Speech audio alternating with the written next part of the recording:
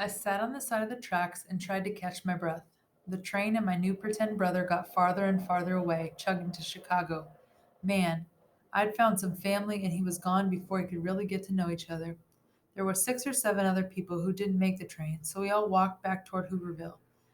They must have lit the big fire again. The sky in that direction was glowing orange. The cop that first threw down his billy club walked over to us and said he wasn't lying about the Flint police coming, but they're coming to bust up that shanty town. You all should get out of here. When we got close to Hooverville, we heard 4 gunshots. We all spread into the woods and sneaked up to see what had happened. I peeked from behind a tree and could see a bunch of cops standing around with pistols out.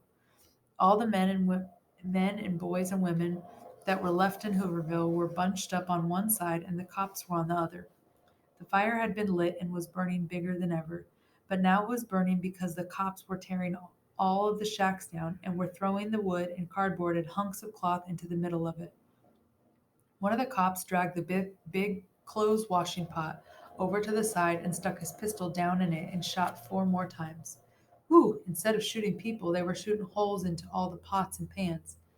A man was yelling, "You yellow belly lowlifes! You waited till you knew most of the men were gone, you cowards!" The cops wouldn't talk or nothing. They just kept piling Flint's Hooverville into the fire. I tried to see if I could spot Deeza Malone, but there were too many people. It seemed like the only good thing that came out of going to Hooverville was that I finally kissed a girl. Maybe someone was trying to tell me something.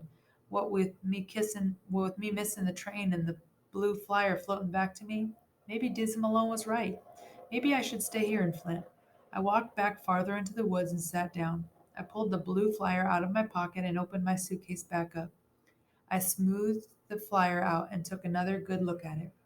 Maybe it came floating right back to me because this Hermione Calloway really was my father. Wait a minute, I sat up. The names Caldwell and Calloway are a lot alike. Both of them have 8 letters, and there aren't too many names that have a C, L, A, and a W all together like that. I remembered what I read in that little big book, Gangbusters. It said a good criminal chooses an alias that's kind of close to their own name. Except I couldn't figure out who was a criminal here and why anybody needed an alias. I wanted to stay and look for Diza and her mother, but it was too hard to hear all the people crying and arguing. Besides, I was still on the lam. I started walking. If I hurried, I could get breakfast at the mission.